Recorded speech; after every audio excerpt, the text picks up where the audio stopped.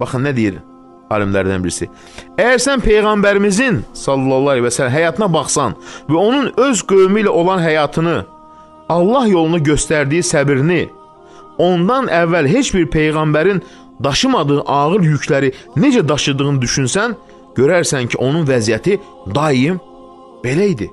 Yəni, yaxşılıq da olub, çətinlik də olub, amma tarazlığı heç zaman pozulmazdı. Allaha güvən. Olur Peyğəmbər həyatında bəzən təhlükəsizlik, bəzən qorxu, bəzən zənginlik, bəzən yoxsulluq, bəzən rahatlıq, bəzən narahatlıq. Allah yolunda çox böyük çətinliklərə məruz qaldı. Sevdikləri və yaxınları gözünün qarşısında öldürüldü.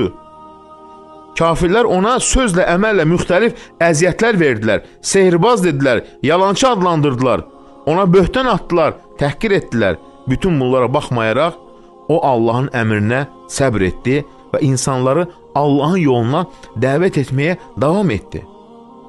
Allah yolunda heç bir Peyğəmbərin çəkə bilmədiyi qədər əziyyətlərə səbr etdi. Heç bir Peyğəmbər onun qədər əziyyət çəkməmişdi. Bunun qarşında isə Allah ona heç bir Peyğəmbərə vermədiyi nemətləri verdi. Onun adını ucaltdı və onu insanların Allaha yaxınlaşması üçün ən böyük səbəb etdi ki, Peyğəmbər bizlərə gətirdi, buyruqlarını yerinə yetiririk, Allaha yaxınlaşırıq. Baxın, nə gözəl bir nemət.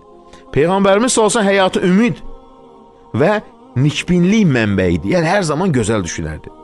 O insanları ümidə çağırırdı və bütün həyatı boyunca bunun nümunəsini göstərdi. Rahatlıqda da, çətinlikdə də, asanlıqda da, sıxıntıda da, sevincdə də, kədərdə də. Baxın.